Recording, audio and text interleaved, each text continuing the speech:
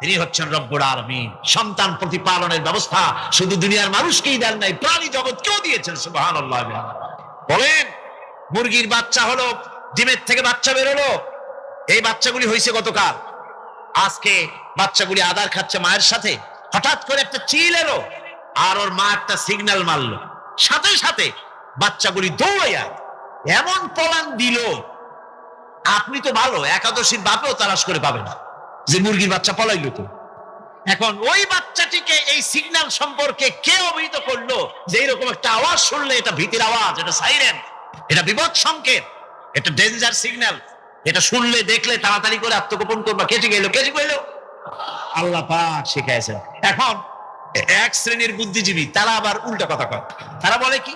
তারা বলে যে মুরগি বাচ্চা, এই বাচ্চা যে দৌড় মারলো, এখানে আল্লাহ এইসব কিছু নাই, নাউযুবিল্লাহি মিন যালিক। তো এখানে কি আছে? কয় যে এখানে বিষয়টা হলো এই যে এই মুরগি আর মোরগ, ওর বাপ মা, এই দুজনের মধ্যে আছে সিলের ভয়, আছে শিয়ালের ভয়।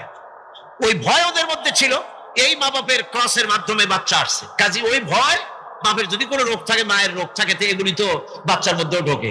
তো ভয় হোক, সুখ হোক, দুঃখ হোক, এই অনুভূতি স্বাভাবিক প্রক্রিয়ার মাধ্যমে বাচ্চার মধ্যে ঢুকছে, আর সিল দেখে আওয়াজ শুনে সে আত্মগোপন করেছে। এইটা আমি পড়িয়া আমি আমার আলোচনা এক জায়গায় বললাম বুদ্ধিজীবীদের উদ্দেশ্যে, যদি সত্যি তাই হয়, মোরগ আর মুরগি মা বাবার মধ্যেই ভয় আছে বলে বাচ্চার মধ্যেই ভয় ঢুকছে, সেই জন্য সে আত্মগোপন করছে, তাহলে আবার মানুষের ব্যাপারে কথাটা আনি।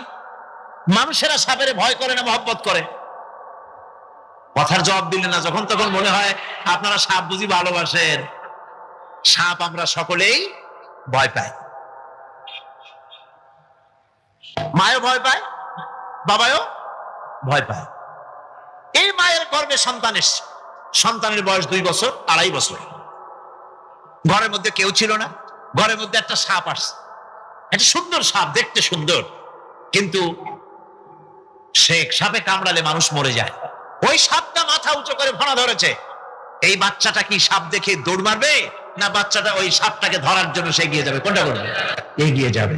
তাহলে মা বাপের ভয়, তাদের মা বাপের রক্তের মধ্যে, শিরার মধ্যে সব জায়গায় সাপের ভয়, তার মাধ্যমে বাচ্চা হিসেবে বাচ্চার মধ্যে সাপের মহব্বত হইল কেন, ভয় হইল না কেন বাচ্চা অবস্থা? সুবহানাল্লাহ। আমার বন্ধুগণ, মুরগির বাচ্চাকে হেফাজত করার জন্য বুদ্ধিমান প্রাণী মানুষ তার কাছে নাই বলে আল্লাহ রাব্বুল আলামিন তারে বাচ্চা অবস্থা থেকে বোঝার তৌফিক দিয়েছেন কোনটা ভয়ের আওয়াজ, কোনটা হলো বিপদের আওয়াজ। মানব সন্তানের প্রতিপালন করার জন্য তার মার বাবা আছে বলে ওই রকম করে পশুদের মতো আল্লাহ বানান নাই, তাকে হেফাজত করার জন্য মা বাপ আছে বলে এই দায়িত্ব আল্লাহ পাক মা বাপের উপরে ছেড়ে দিয়েছেন। মা বাপ তাকে হেফাজত করে।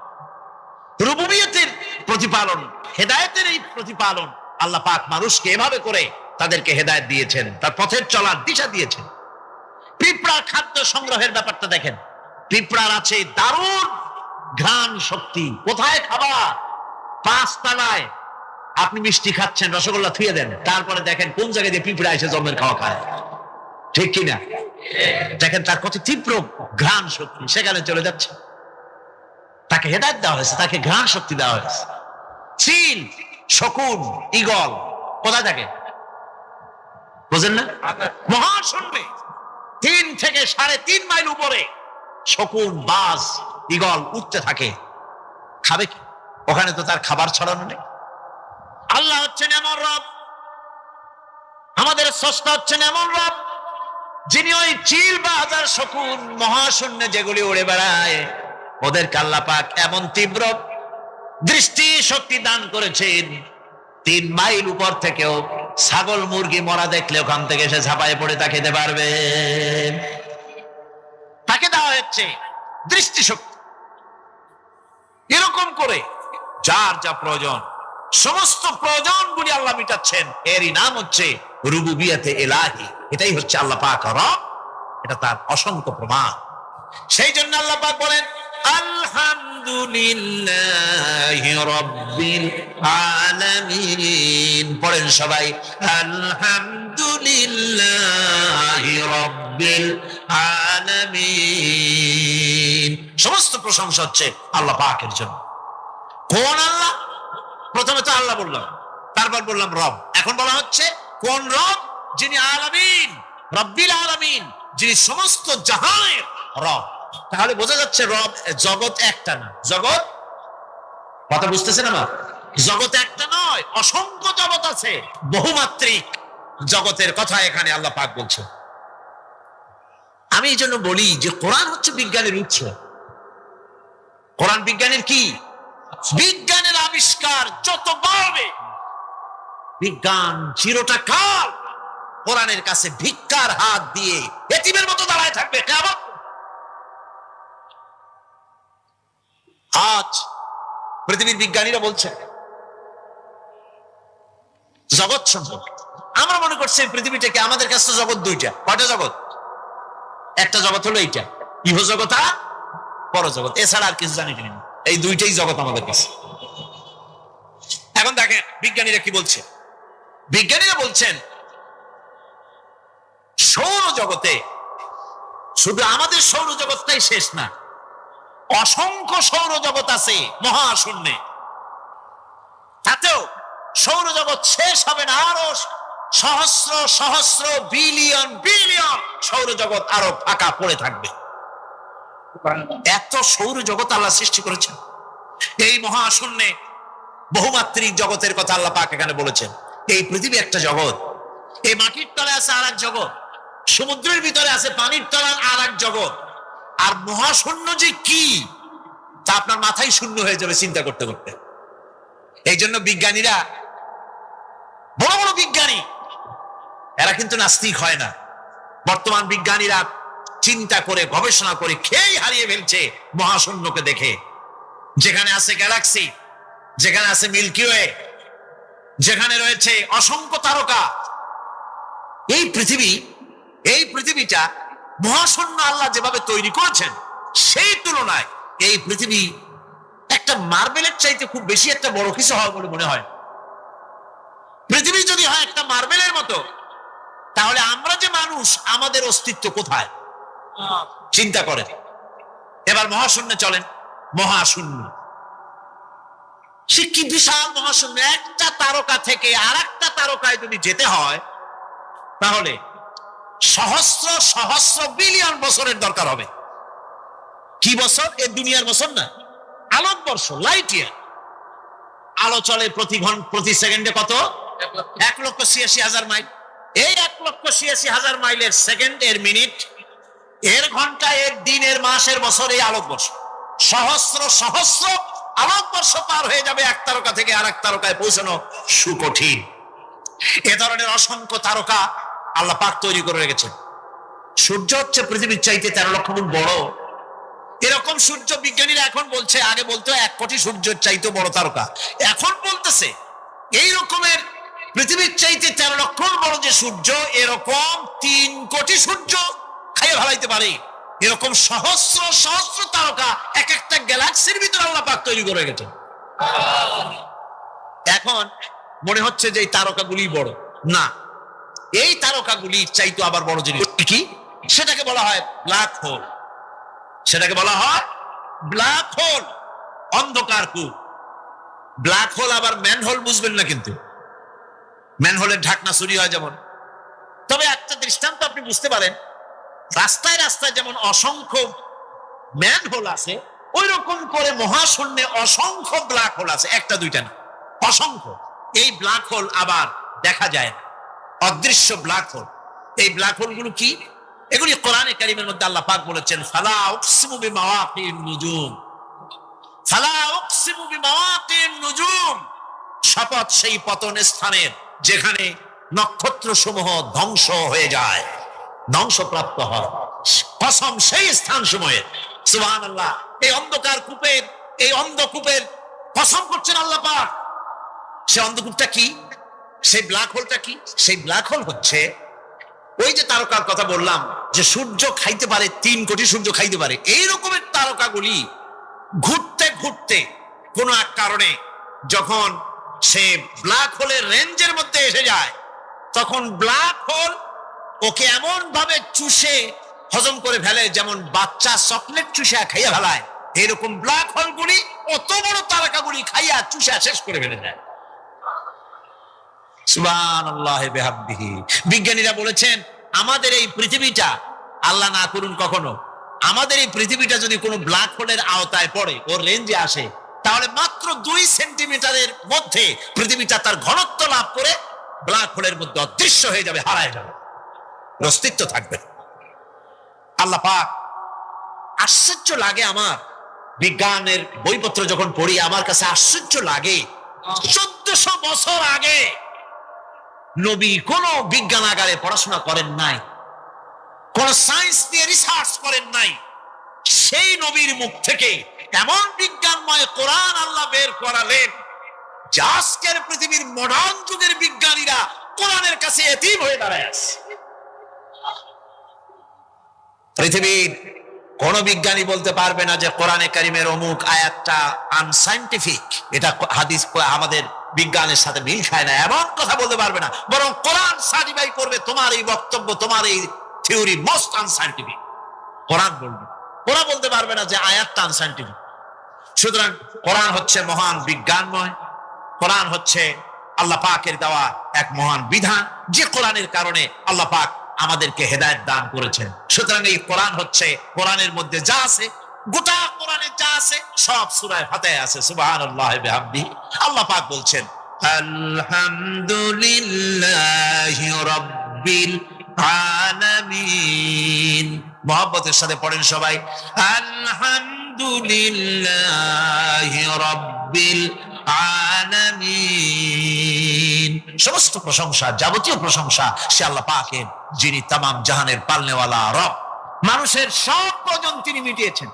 মানুষের জীবন ধারণের জন্য সব থেকে বড় প্রয়োজন পানি। সবচেয়ে বড় প্রয়োজন কি? পানি। জোরে কোন কি? পানি। জীবনের জন্য পানি এবং আর্দ্রতা, এই দুটি জিনিস অপরিহার্য, এছাড়া জীবন বাঁচবে না। আমরা দেখতে পাই সমুদ্র ভরা পানি মজুদ আছে, লক্ষ্য করেন, সমুদ্র ভরা পানি মজুদ আছে, নদী খাল বিল ভরা পানি মজুদ আছে, কিন্তু এটাই তো যথেষ্ট নয়। রব হচ্ছেন তিনি, যিনি এই বিশাল বিশাল পানির মজুদ থেকে বাতাসকে যিনি বলেন, যিনি প্রতিনিয়ত বাষ্পীয় আকারে পানিগুলিকে সমুদ্র থেকে উত্থিত করেন, পানিগুলিকে উত্থিত করেন মহাকাশে। আল্লাহ পাক বলেন আল্লাহুল্লাযী আরসালার রিয়াহা ফাতুসিরু সাহাবা।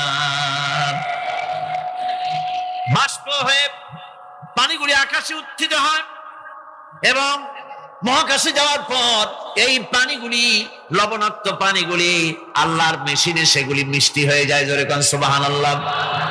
পানিগুলি মিষ্টি হয়ে গেল, ওই মিষ্টি পানি আল্লাহ রাব্বুল আলামিন নাজিল করে দিলেন। এবার বৃষ্টি কণা কণা হয়ে পড়লো, ফোঁটা ফোঁটা বৃষ্টি। আল্লাহ খুঁজে দেখলেন বৃষ্টির ফোঁটাগুলি পৃথিবীর প্রতিটি কণা তালাশ করে তৃষ্ণার্ত কণাগুলিকে আল্লাহ পাক ভিজায় দিলেন। সেই জন্য তার নাম হলো রব। তিনি হচ্ছেন রব, প্রয়োজন মিটান। পানি সবচেয়ে প্রয়োজন বেশি, সেই পানি আল্লাহ পাক এভাবে সরবরাহ করলেন। জমিনের চারিদিকে নদী নালা রেখেছেন, জমিনকে আর্দ্র করেছেন, জমিনের ভিতরের পানি মিষ্টি করেছেন। টিউবওয়েল মারলে পরে, পাম্প করলে পরে ভিতর থেকে মিঠা পানি আল্লাহ পাক বের করে দেন। সুবহানাল্লাহ। এই মিষ্টি পানির ব্যবস্থা করেছেন। এরপরে তিনি ওই আল্লাহ পাক মিষ্টি পানির ব্যবস্থা করে বৃষ্টির মাধ্যমে পৃথিবীতে ফসল উৎপাদনের ব্যবস্থা করে দিলেন। পাক কোরআনে কারীমের মধ্যে বলেছেন ওয়াজআলনা মিনাল মাই কুল্লা শাইইন হাই। পানি দ্বারাই আমি সব বস্তুকে সজীব রাখি। বৈশিষ্ট্যের দিক থেকে পানির রয়েছে অনেক গুণ, আশ্চর্য গুণ। পৃথিবীর ৭৫% হচ্ছে পানি। আকাশ থেকে অর্থাৎ চাঁদ থেকে যখন চাঁদে ভ্রমণকারীরা যখন ছবি তুলেছে, তো সেই ছবিতে ব্লু রং এসেছে বেশি, সবুজ এসেছে কম। সবুজ হলো গাছপালা, আর ব্লু হচ্ছে পানি। সমুদ্রের পানির রং হচ্ছে নীল। মানুষের শরীরের ভিতরে ৬০% পানি, গাছের মধ্যে রয়েছে পানি। পানি ছাড়া পৃথিবীর বাঁচার কোনো পথ নাই। আবার দেখেন, প্রচন্ড শীতের কারণে, ঠান্ডার কারণে যেসব এলাকায় তাপমাত্রা হিমাঙ্কের নিচে এসে যায়, সেই সব দেশে সমুদ্রের পানি আর দরিয়ার পানিগুলি বরফ হয়ে যায়। এই বরফ যখন হতে থাকে তখন পানি তার নিজের তাপকে নিচের দিকে ছুটতে থাকে, উপরের তাপ বরফ হয়ে যায় ঠান্ডা, আর নিচে তাপ বিচ্ছুরিত করে দিয়ে পানির ভিতরে যত জলজ প্রাণী আছে আর উদ্ভিদ আছে সবগুলিকে বাঁচায় রাখার ব্যবস্থা আল্লাহ রাব্বুল আলামিন এভাবে করে থাকে। এবার আল্লাহ রাব্বুল আলামিন বলছেন, এই পানি ছাড়া মানুষ বাঁচে না, প্রাণী বাঁচে না। পানি এমন এক জিনিস, এমন এক নিয়ামত আমি দান করলাম। আল্লাহ পাক বলেন, কুল আরাআইতুম ইন আসবাহা মাউকুম গাওরান ফামান ইয়াতিকুম বিমাইন মাইন। বলো দেখি সবে, শুকাইয়া যদি যায় এই জমিনের পানি, তাহলে হেথায় তটনির ধারা কে দিবে সবারে আনি। এই পৃথিবীর নদী নালা খাল বিল জমিনের আভ্যন্তরীণ দিকে পানিগুলি যদি আমি আল্লাহ রাব্বুল আলামিন শুকায় দেই, তাহলে আমি আল্লাহ ছাড়া এমন কে আছে যে নতুন করে আবার পানির আমদানি করে দিতে পারে? আছে কেউ? আজ পানির শূন্যতা আমাদের দেশে দেখা যাচ্ছে। পানি আস্তে আস্তে কমে যাচ্ছে, আস্তে আস্তে পানি শেষ হয়ে যাচ্ছে। কি কারণে শেষ হচ্ছে এবং কি হলে পানি পাওয়া যাবে পরে বলা যাবে ইনশাআল্লাহ। তো জীবন ধারণের জন্য যেমন পানির প্রয়োজন, জীবন ধারণের জন্য তেমন বাতাসেরও প্রয়োজন। পানি ছাড়া তো কিছু সময় চলতে পারে, পানি এবং খাদ্য ছাড়া কিছু সময় চলতে পারে, কিন্তু বাতাস ছাড়া তো এক মুহূর্ত চলে না, ঠিক কিনা? বুঝেন কিনা কথা? বাতাস ছাড়া এক মুহূর্ত চলতে পারে না। অথচ আল্লাহ রাব্বুল আলামিন এই বাতাস দিয়ে গোটা আকাশকে, শূন্য জায়গাগুলি বাতাস দিয়ে ভরে রেখেছেন, যাতে করে কারো বাতাসের কোনো অসুবিধা না হয়, শ্বাস করতে কোনো কষ্ট না হয়। প্রাণী জগৎকে বাতাস দিয়ে বাঁচিয়ে রাখার জন্য আল্লাহ পাক মহাশূন্যকে এভাবে সব এলাকা বাতাস দিয়ে ভরে রেখেছেন। এই জন্য তার নাম হচ্ছে রব। এটাই হচ্ছে রুবুবিয়তের নমুনা। আমার ভাইয়েরা, আল্লাহ রাব্বুল আলামিন পানি দিলেন, বাতাস দিলেন, খাদ্যের ব্যবস্থা করে দিলেন। শস্য শ্যামল এলাকায় আল্লাহ পাক সব জায়গাগুলিতে শস্য শ্যামল হোক অথবা উষর ধূসর মরুভূমি হোক, সারা পৃথিবী জুড়ে আল্লাহ রাব্বুল আলামিন খাবারের দস্তরখান বিছায় রেখেছেন। ওয়ামা মিন দাব্বাতিন ফিল আরদি ইল্লা আলাল্লাহি রিজকুহা। এই পৃথিবীর বুকে এমন কোন বিচরণশীল জীব নাই যেই জীবের রিজকের দায়িত্ব আমি আল্লাহ আমার নিজ হাতে গ্রহণ করি নাই। জোরে বলেন সুবহানাল্লাহ। সব রিজেক আমি ছড়ায় রেখেছি বিশ্ব জুড়ে সর্বত্র। আল্লাহ পাক বলছেন, ফালইয়ানজুরিল ইনসানু ইলা তাআমিহি আন্না সাবাবনাল মা'a সাব্বা সুম্মা শাকাকনাল আরদা শাক্কা ফাআমবাতনা ফিহা হাব্বা। আল্লাহ পাক বলছেন, মানুষের উচিত নিজ খাদ্যাদির দিকে লক্ষ্য করা, নিজের খাদ্যের দিকে লক্ষ্য করা। যেহেতু এই খাদ্য প্রতিদিন তার সামনে আসে, এদিকে তার লক্ষ্য করা উচিত। আমি কিভাবে, আমি প্রথমে জমিনের উপরে পানি বর্ষণ করি, পরে জমিনকে দীর্ণ বিদীর্ণ করি, এরপরে জমিনের ভিতরে উর্বরা শক্তি আমি দান করি। কে বলতেছেন কথা? আল্লাহ পাক বলছেন। এরপরে আমি নানান জাতের ফসল ফলন তোমাদের জন্য আমি দান করে দেই। খাদ্যের দিকে নজর করতে এই জন্য আল্লাহ পাক বলেছেন, মানুষ চতুর্দিক থেকে তো চোখ ফিরাতে পারে, মুখ ফিরাতে পারে, কিন্তু খাদ্যের দিকে তার নজর করতেই হয়। সকালে, দুপুরে, বিকালে, রাত্রে সব সময় তার সামনে খাবার আছে। আল্লাহ পাক বলেন, খাবারের দিকে একটু নজর করো, কেমন ভাবে কি সুন্দর করে খাবারগুলি তৈরি করে দিয়েছি, শুরু কিভাবে হলো, পরিপক্ক কিভাবে হলো, সেদিকে তোমরা লক্ষ্য করো। সে লক্ষ্য তো করা নাই, সমানে খায়, বিসমিল্লাহ বলেন, আলহামদুলিল্লাহ বলেন, পাইকারি দরে খাইতেই থাকে। আল্লাহ পাক বলছেন, খাদ্যাদির দিকে লক্ষ্য করো। এই যে চাউল তোমরা খাচ্ছ, আটা খাচ্ছ, গম খাচ্ছ, মাছ খাচ্ছ, গোশ খাচ্ছ, তাম পৃথিবীর সমস্ত বিজ্ঞানীরা একত্রিত হয়ে একটা চাউল বানাইতে পারবে? জোরে কোন পারবে? না পারবে। পারবে? প্লাস্টিকের চাউল খাবে আর কলেরা হয়ে মরবে। পৃথিবীর সমস্ত বিজ্ঞানীরা একত্রিত হয়ে একটি চাউল বানাতে পারবে না। একটা ডিম বানাতে পারবে না। পারবে একটা ডিম বানাতে? পারবে না। বিজ্ঞানীদের প্রশংসা আমরা করি, হ্যাঁ করি, বিজ্ঞানীরা অনেক কিছু বিশ্বকে উপহার দিয়েছে, কিন্তু মূল রবের কাছে আমরা যাই না, তাকে চিনতেও পারি না, সেখানে যাই না। বিজ্ঞানীরা কি করেছে? আল্লাহর বানানো জিনিসগুলি তারা ডিজাইন করেছে। ডিজাইন করতে তো নিষেধ নাই, আর ডিজাইন করাই যায়, সৃষ্টি করতে পারে না। বিজ্ঞানীরা সৃষ্টি করে নাই, ডিজাইন করেছে। কিরকম? আল্লাহ পাক চাউল তৈরি করেছেন। চাউল তৈরি করেছে কে? বলেন না সবাই। এখন আপনারা সেই চাউল দিয়ে পিঠা বানান, পায়েস বানান, সেই চাউল দিয়ে ভাপা পিঠা, আরো কি যেন খায় চট্টগ্রামে, রস দিয়া, ওটা কি কয়? দই পিঠা নাকি ধোঁয়া পিঠা। সেইভাবে করে আপনি ডিজাইন তৈরি করছেন। আটা দিচ্ছে, আল্লাহ পাক আটা তৈরি করেছেন, গম দিয়েছেন, এই আটা দিয়ে গোলগোল্লা তৈরি হচ্ছে, এর দ্বারা রুটি তৈরি হচ্ছে, এর দ্বারা অসংখ্য রকমের সিমাই টিমাই ইত্যাদি দিয়ে, লাচ্ছা সিমাই, নানান রকমের সিমাই আপনি ডিজাইন করার অসুবিধা নাই। আল্লাহর তৈরি করা কাঠ দিয়ে ফার্নিচার তৈরি হচ্ছে, টেবিল হচ্ছে, চেয়ার হচ্ছে, গোষ্ঠী সুন্দর হচ্ছে। আল্লাহর তৈরি করা লোহা দিয়ে মাইক হচ্ছে, স্ট্যান্ড গান হচ্ছে, ব্রেন গান হচ্ছে, তারপরে প্লেন হচ্ছে। তাহলে আমি বলতে চাইলাম, বুঝাতে চাইলাম, সমস্ত জিনিস এর স্রষ্টা কে? জোরে বলেন কে? বিজ্ঞান শুধু এগুলিকে এক জায়গায় করে অ্যাসেম্বল করছে, এগুলিকে এক জায়গায় করে এক একটা রূপ দিয়েছে। রাইফেল যদি না হতো যুদ্ধ করতেন কি দিয়ে? ঠিক কিনা? যত মারামারি ইত্যাদি যা কিছু হচ্ছে, তো শুধু মারামারির জন্যই তো আল্লাহ লোহা বানান নাই। লোহার সবচাইতে বড় প্রয়োজন হচ্ছে জমিন কর্ষণ করা, জমিন চাষ করা। এই জমিন চাষের জন্য লাঙ্গল দরকার, শাবল দরকার, খুন্তা দরকার, কোদাল দরকার।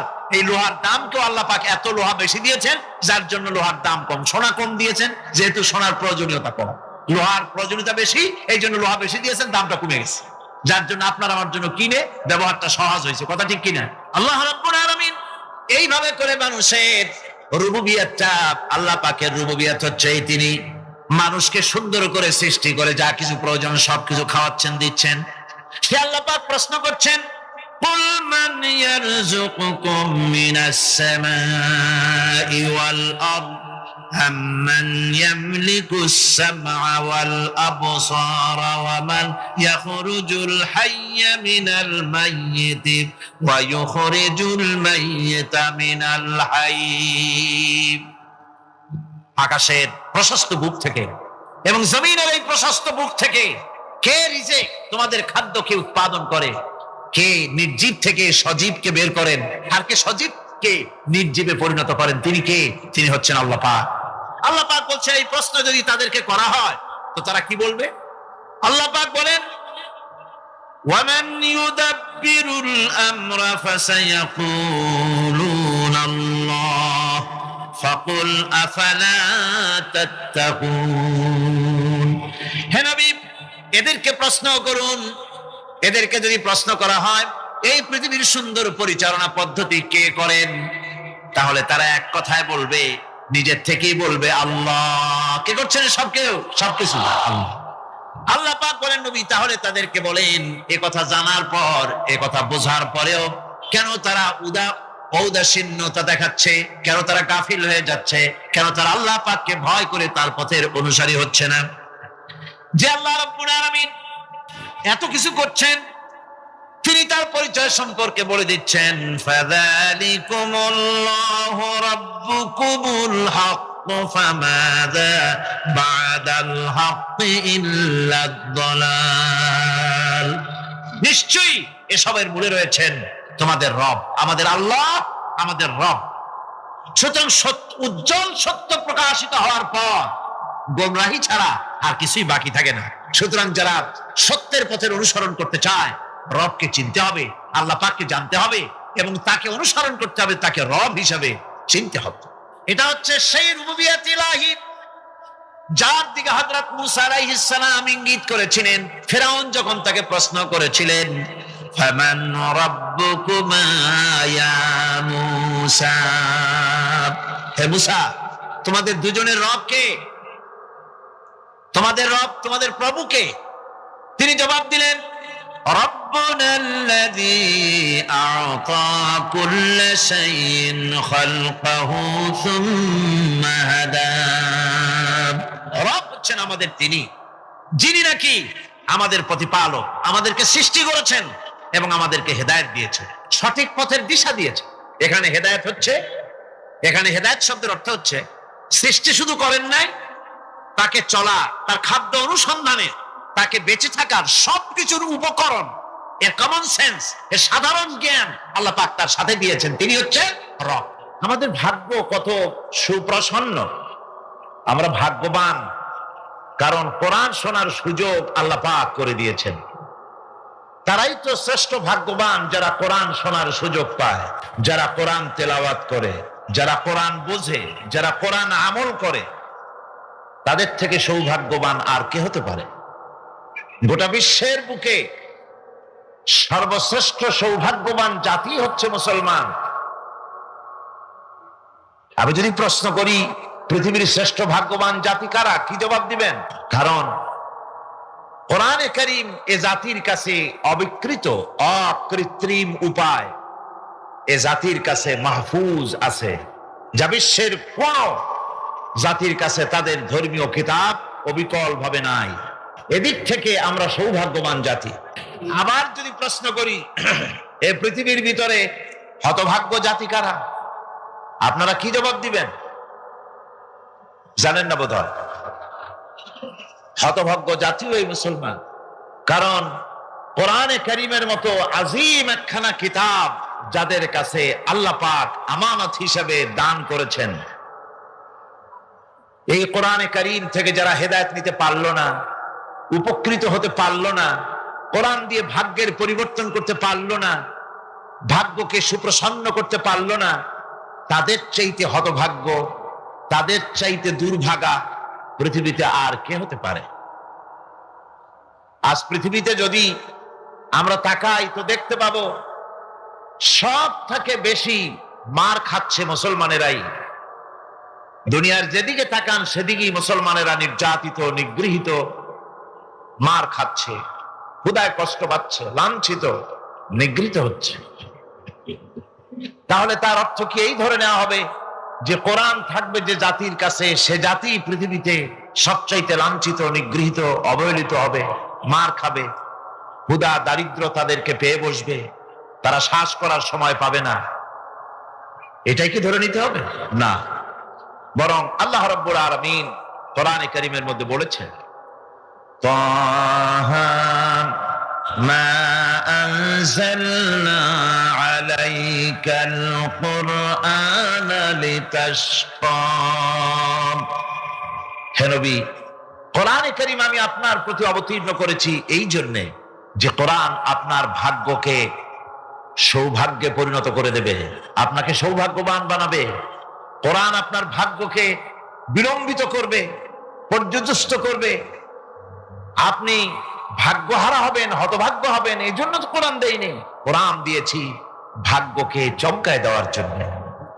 যে কোরআন এলো, কোরআনের ধারক বাহকদের ভাগ্যের উন্নতির জন্যে, সেই জাতি আজ কোরআন হারা হয়ে, কোরআন ছাড়া হয়ে পৃথিবীতে লাঞ্ছিত, অবমানিত। কোরআনই পারে একটা জাতিকে সঠিক পথ প্রদর্শন করতে। কোরআন পারে একটা জাতির আকীদা, বিশ্বাসকে দৃঢ় করে দিতে, বদ্ধমূল করে দিতে। সত্যিকারের মানুষ বানাতে পারে কোরআন। মানুষ বানাতে পারে কে? কোরআন। আমি এই জন্য মাঝে মধ্যে বলি, এই পৃথিবীতে যদি কোরআন না আসতো, এই পৃথিবীতে যদি নবী না আসতেন, এই পৃথিবীতে যদি আল্লাহ নবী না পাঠাতেন, কোরআন না দিতেন, কিতাব না দিতেন, ইসলাম না দিতেন, শুধু মানুষ পৃথিবীতে বাস করত, তাহলে এই বিশ্বের সমস্ত মানব মণ্ডলী যেখানে বাস করত, এই পৃথিবীটা মানুষের পৃথিবী বলা চলতো না। এই পৃথিবী হতো একটা পশুর বিচরণ ক্ষেত্র। কোরআন মানুষকে মানুষ বানিয়েছে। লাইসাল বিররা আন তুওয়াল্লু ওয়ুজুহাকুম কিবালাল মাশরিকি ওয়াল মাগরিবি ওয়ালাকিন ولكن البر من آمن بالله واليوم الآخر والملائكة والكتاب والنبيين। পূর্ব পশ্চিমে মুখ ঘুরানো, পূর্ব পশ্চিমে মুখ ফিরানো, এটাই পুণ্যবান নেককার সৎকার হওয়ার জন্য যথেষ্ট নয়। প্রকৃতপক্ষের মুমিন নেককার হওয়ার জন্য যে শর্তগুলি আল্লাহ পাক আরোপ করেছেন তা হচ্ছে, 1 নম্বরে কি মনে আছে?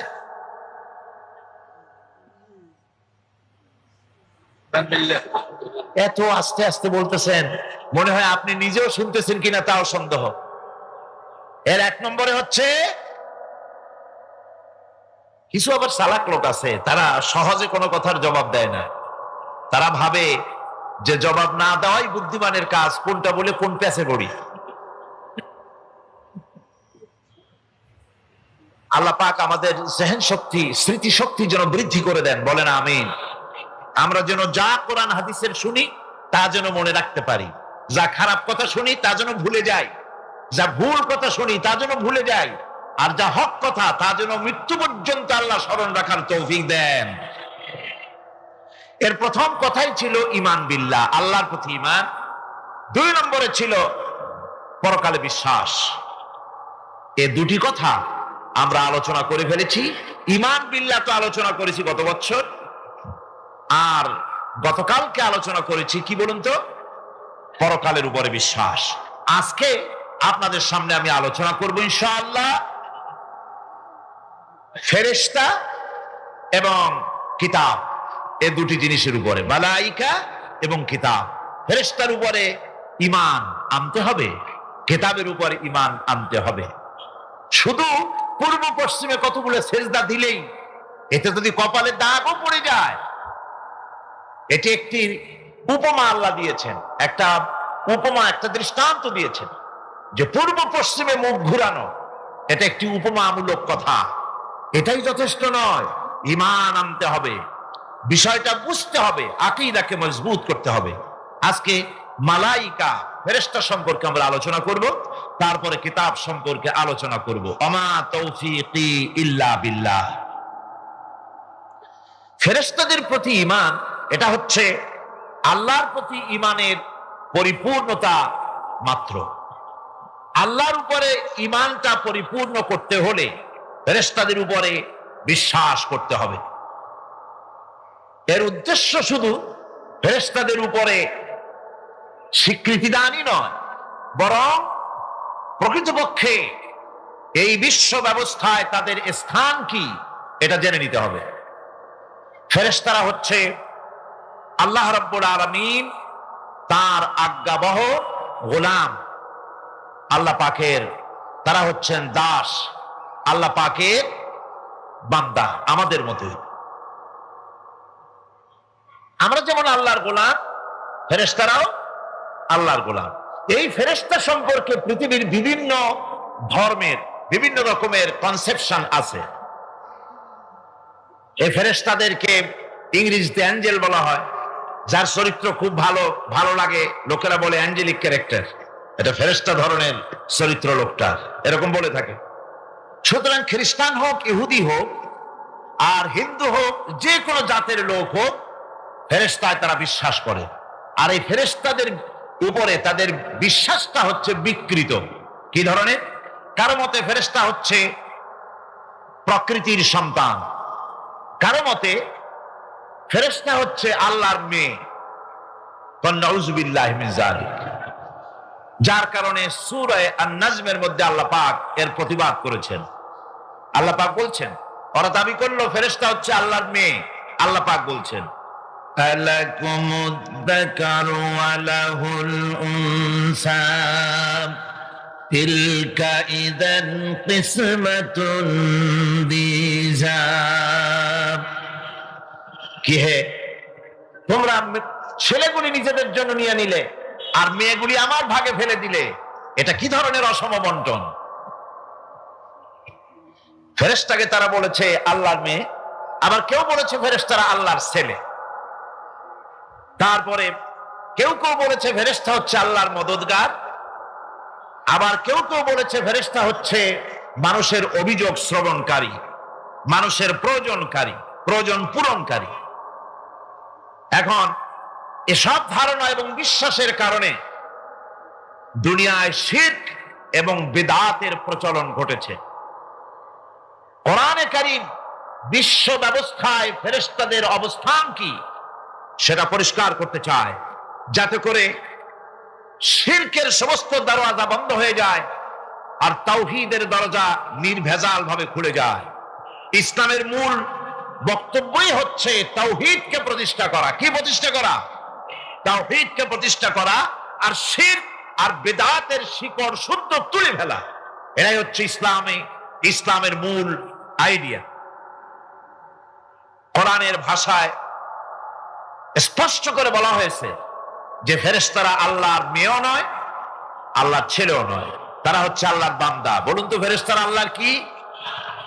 কোরআনে কারীমে রব্বুল আলামিন বলেন, وقالوا اتخذ الرحمن ولدا سبحانه بل عباد مكرمون। কাফেররা বলে দয়াময় কাউকে পুত্র বানিয়ে নিয়েছেন। পবিত্র সেই সত্তা যার সম্পর্কে তারা এই বাজে কথাগুলি বলে, তার কোনো ছেলেও নাই, তার কোনো মেয়েও নাই। ফেরেশতারা তো তার সম্মানিত বান্দা মাত্র। ইবাদুম মুকরামুন, ফেরেশতা হচ্ছে সম্মানিত বান্দা। সুবহানাল্লাহি ওয়া বিহামদিহি।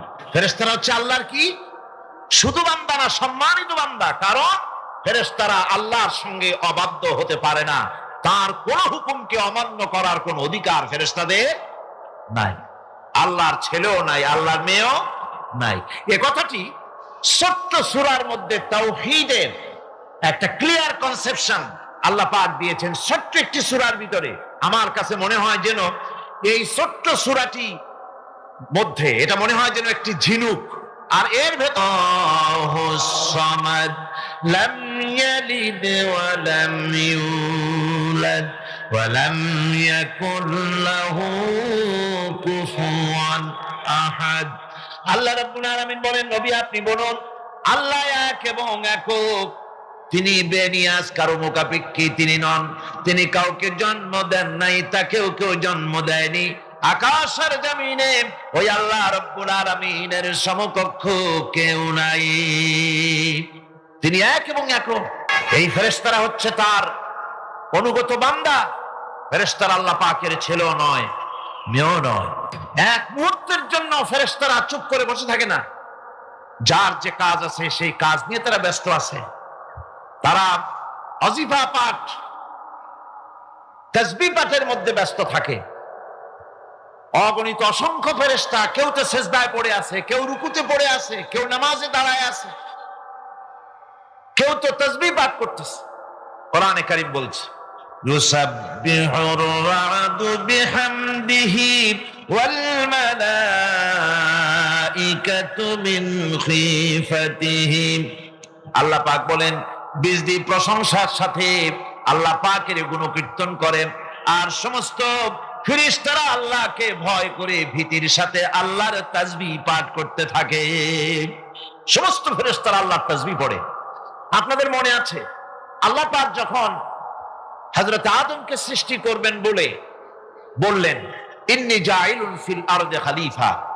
ফেরেশতারা বলেছিলেন, নাহনু নুসাব্বিহু বিহামদিকা ওয়া নুকদ্দিসু লাক। আমরাই তো তাসবিহ পড়ি, আমরাই তো আপনার হাম পড়ি, আপনার তাসবিহ পড়ি, সবকিছুই তো আমরা করি, পবিত্রতা ঘোষণা করি। এর দ্বারা প্রমাণিত হয় ফেরেশতারা সার্বক্ষণিক ভাবে আল্লাহর তাসবিহ পাঠের মধ্যে তারা রত আছে। সব সময় আল্লাহর জিকির আজগারের ভেতরেই তারা ডুবে আছে। وَلَهُ مَنْ فِي السَّمَاوَاتِ وَالْأَرْضِ وَمَنْ عِنْدَهُ لَا يَسْتَكْبِرُونَ عَنْ عِبَادَتِهِ وَلَا يَسْتَحْسِرُونَ। আসমান এবং জমিনে যা কিছু আছে এবং তার কাছে যা কিছু আছে সব আল্লাহর তাসবিহ পাঠে নিরত আছে। আর ফেরেশতারা তো বন্দিগি করছে আল্লাহ পাকের, আর কখনোই তারা অবদ্ধচারণ করে না, আর কখনো তারা আল্লাহ পাকের জিকির থেকে, তাসবিহ পাঠ থেকে তারা ক্লান্ত হয় না। কি হয়েছে?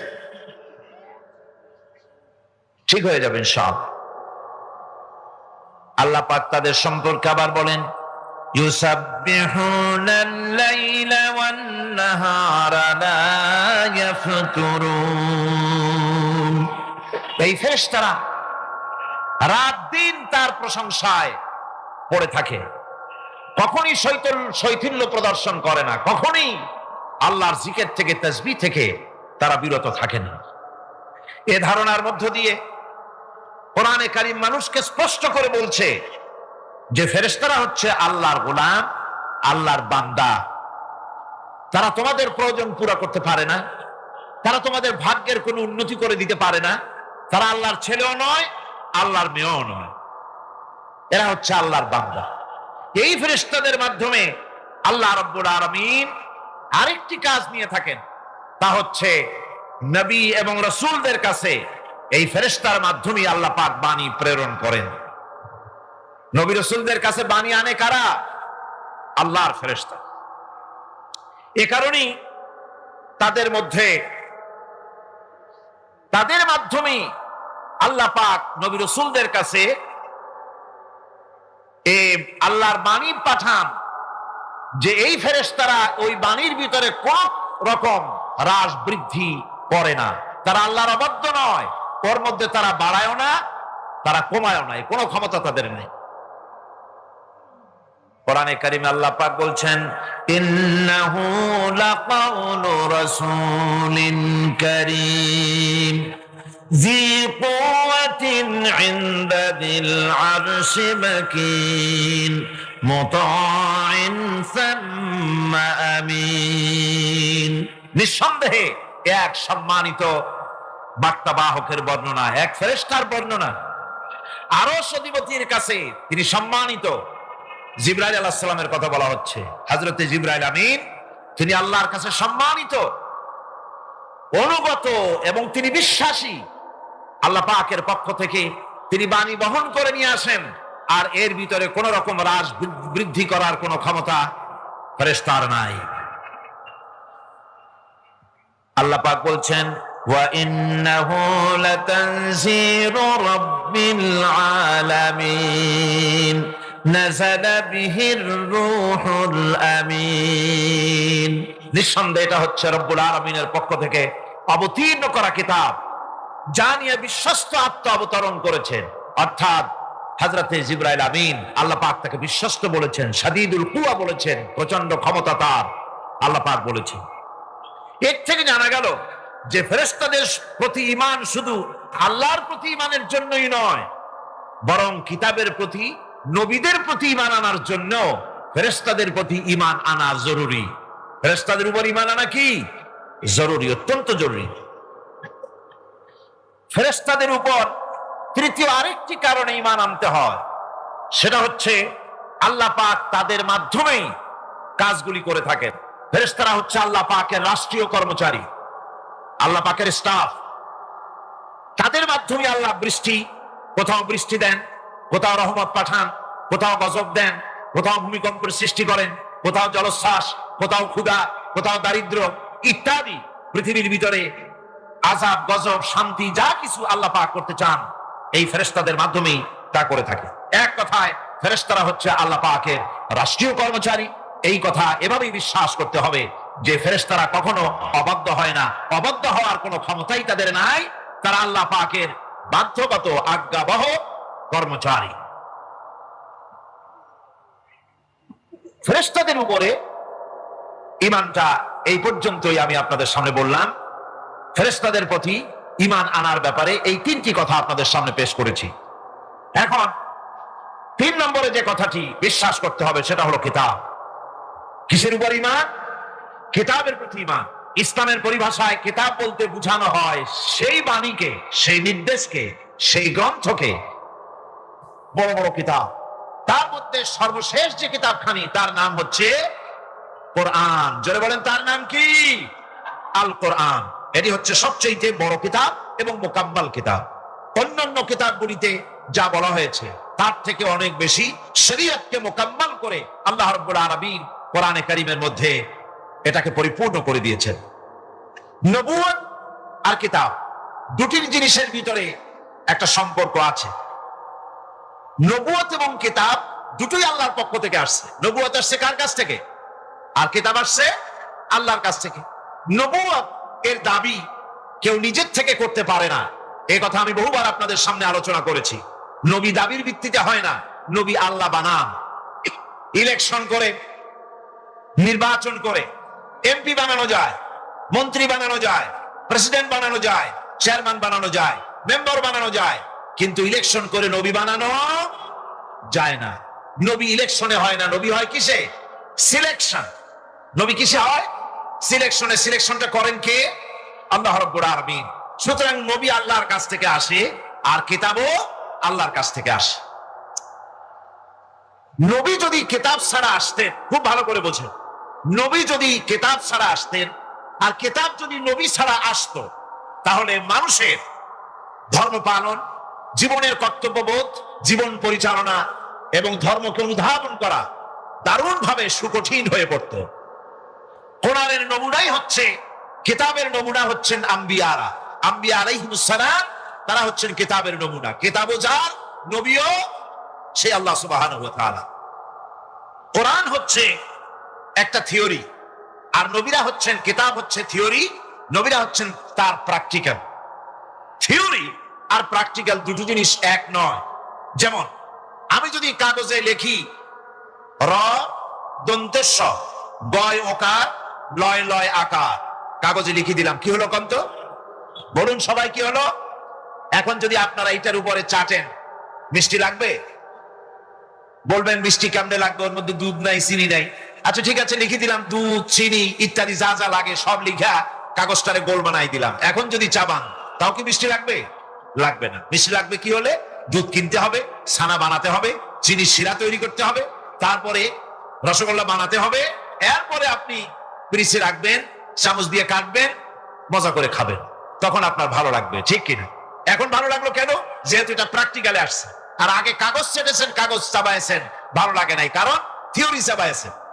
প্র্যাকটিক্যালে না আসা পর্যন্ত মজা পাওয়া যাবে না। সেই জন্য কোরআন হচ্ছে একটা থিওরি, কাগজে লেখা একটা থিওরি। এই থিওরিটা আল্লাহ রাব্বুল আলামিনের। এই থিওরি যদি প্র্যাকটিক্যাল না থাকে, মডেল না থাকে, আদর্শ না থাকে, তাহলে তা পালন করা মানুষের জন্য দুঃসাধ্য, সুকঠিন।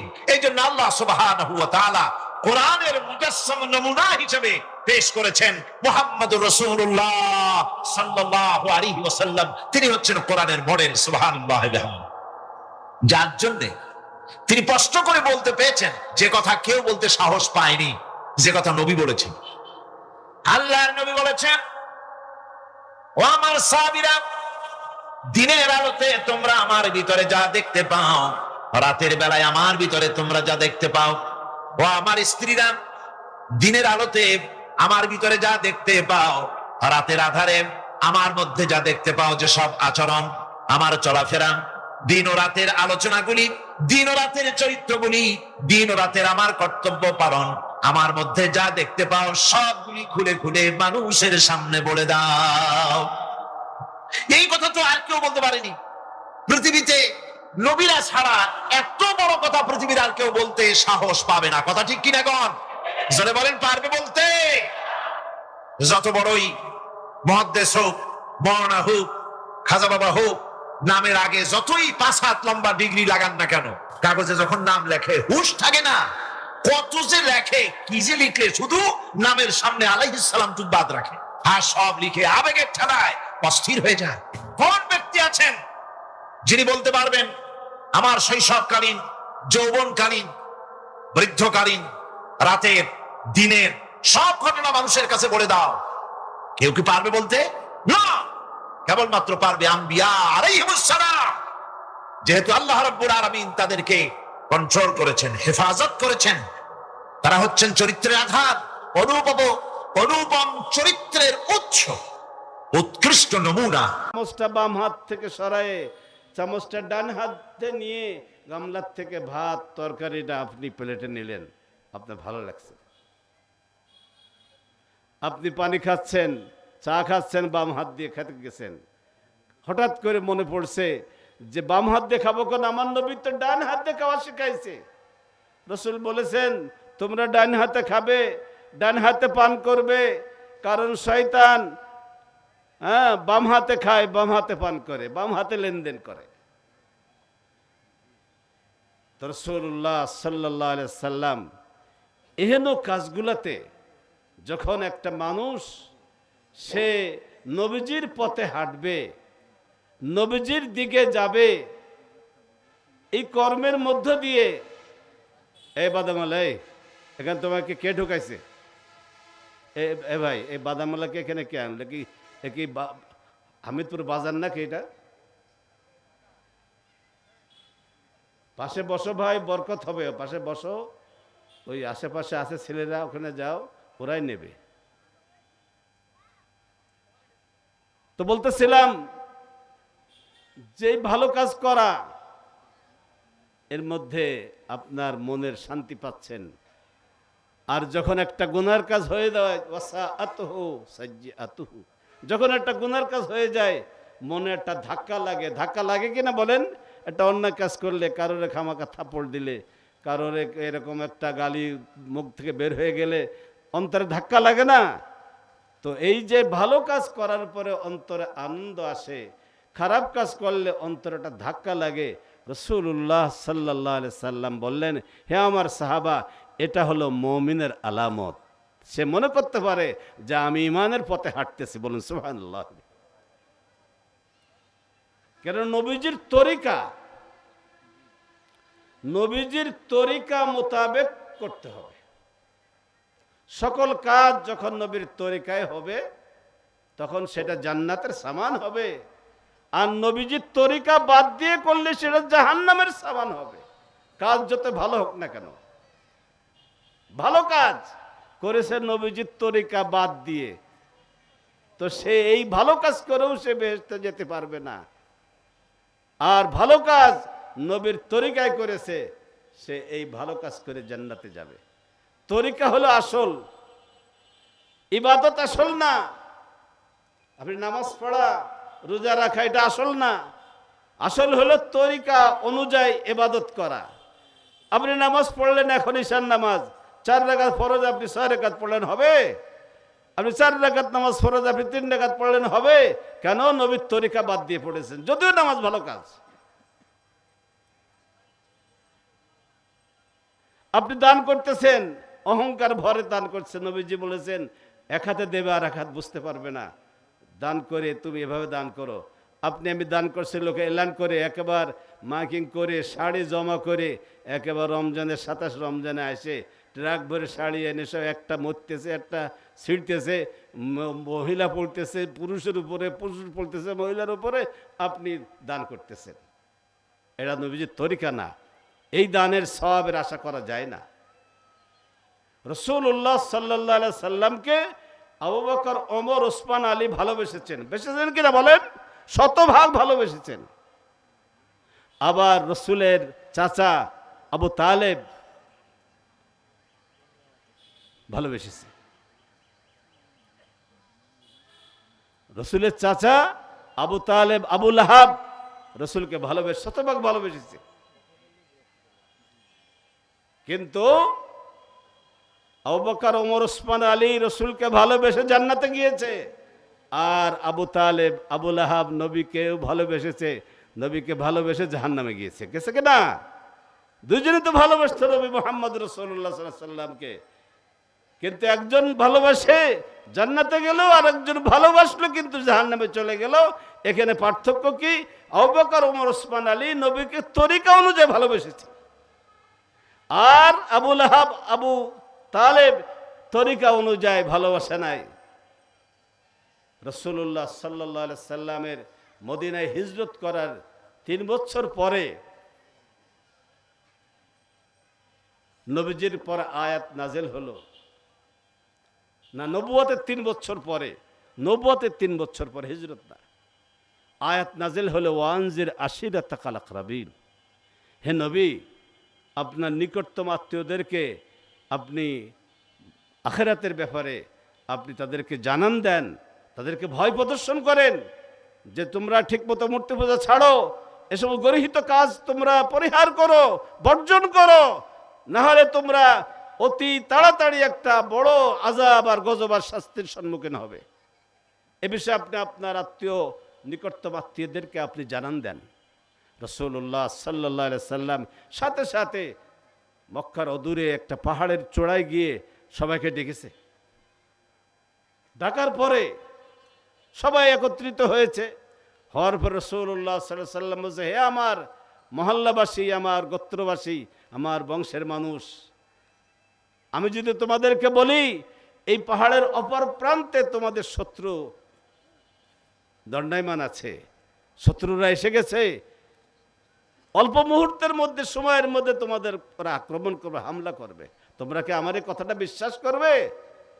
বলে, অবশ্যই বিশ্বাস করব, আমরা তো তোমাকে আলামিন বলেছি, তুমি তো বিশ্বাসী, আমরা তোমাকে কখনোই অবিশ্বাস করতে পারি না। বলে, তাহলে মনে রাখো যে এই মৃত্যু, এই দুনিয়া অল্প দিনের, স্বল্প দিনের একটি হায়াত, এই হায়াতের পরে যে আখিরাত বলে একটা হায়াত আসতেছে মৃত্যুর পরে, এই হায়াতের আমরা যদি এই দুনিয়ার হায়াতকে সুন্দর করে এই সমস্ত মূর্তি পূজা, এই সমস্ত আল্লাহ রসুলের বিরুদ্ধে, দ্বীনের বিরুদ্ধে যদি আমরা চলাফেরা করি, জীবন যাপন করি, তা অচিরেই মৃত্যুর পরে আমাদেরকে জাহান্নামে জ্বলতে হবে। এই জন্য তোমরা মৃত্যুর আগে আমাকে নবী বলে স্বীকার করো, আমি আখির জামানার নবী মুহাম্মদ রাসূলুল্লাহ বলে স্বীকার করো, তাহলে তোমরা পরিত্রাণ পেয়ে যাবে। এই বলার সাথে সাথে সর্বপ্রথম আবু লাহাব গজরে উঠেছে, এই জন্য তুমি আমাদেরকে ডেকে নিয়ে আইছো, হ্যাঁ, এই জন্য তুমি আমাদেরকে একত্রিত হতে বলেছো, আর কোনো কাজ পাও না খাই। তাই পাশে যায় দুটো পাথর নিয়ে আইছে, কে? আবু লাহাব দুটো পাথর হাতে করে আনি নবীকে মারতে এসেছে। তার নবীকে যে ভালোবাসতো, তরিকা অনুযায়ী ভালোবাসেছে, তাহলে তো পাথর দিয়ে পারতো না। এই জন্য আবু লাহাব, আবু তালেব, তারাও নবীকে ভালোবেসেছে, কিন্তু তরিকা অনুযায়ী ভালোবাসে নাই। এই জন্য তাদের ভালোবাসা তাদেরকে জান্নাতে নিতে পারে নাই, বরং তাদের ভালোবাসা তাদেরকে জাহান্নামে নিয়ে যাচ্ছে। আবু বকর, ওসমান, আলী এবং হযরত ওমর রাদিয়াল্লাহু তাআলা আনহু শতভাগ ভালোবাসতেন, কিন্তু তরিকা অনুযায়ী ভালোবাসতেন, যে কারণে নবীকে ভালোবেসে তারা নবীর ভালোবাসা নিয়ে তারা জান্নাতবাসী হয়েছে, জান্নাতের মেহমান হয়েছে। কথা ঠিক কিনা? এই জন্য আমার ভাইয়েরা, তরিকা অনুযায়ী ইবাদত করতে হবে। ইবাদত আসল না, তরিকা অনুযায়ী ইবাদত করা। শয়তান তো বহু সিজদা করেছে পৃথিবীতে, খেয়াল করে শোনেন, বহু সিজদা করেছে, অগণিত অসংখ্য সিজদা করেছে। পৃথিবীর কোনো ইঞ্চি জায়গা বাকি নাই ইবলিস শয়তানের সিজদা করতে বাকি নাই। কিন্তু ইচ্ছা মতো শত কোটি সিজদা করেছে, কিন্তু আল্লাহর হুকুম অনুযায়ী একটা সিজদা করে নাই। কথা ঠিক না? এত সিজদা করলো, সে আবার একটা সিজদা আল্লাহর হুকুম মোতাবেক করতে পারলো না। তা সিজদা আসল না, আল্লাহর হুকুম হলো আসল। হুকুম অনুযায়ী একটা করলে ওর এই কোটি সিজদা সব কবুল হয়ে যেত, বলুন সুবহানাল্লাহ। কিন্তু সে আল্লাহর হুকুম মানে নাই, এই জন্য ওর হাজার লক্ষ কোটি সিজদার কোনো মূল্য হয় নাই। সিজদা আসল না, আসল আল্লাহর হুকুম হলো আসল, আল্লাহর হুকুম আসল। এর জন্য আমার ভাইয়েরা, আমরা যে একটু আগে বলছিলাম যে আমি যে কাজটি করব, যদি সে কাজটি ভালো হয়, তো ওইসব মনে রাখতে হবে যে আমার নবী এইভাবে কাজটা করেছেন, আমি এই কাজটা এই জন্য করছি। তাহলে নবীর স্মরণ হলো, নবীর অনুসরণ হলো। আর আল্লাহ তাআলা কোরআনে পাকের মধ্যে বলছেন, কুল ইন কুনতুম তুহিব্বুনাল্লাহ ফাত্তাবিউনি ইউহিব্বুকুমুল্লাহ। হে রাসূল, আপনি বলে দেন, যদি তোমরা আমি আল্লাহকে ভালোবাসতে চাও, আমি আল্লাহর কাছে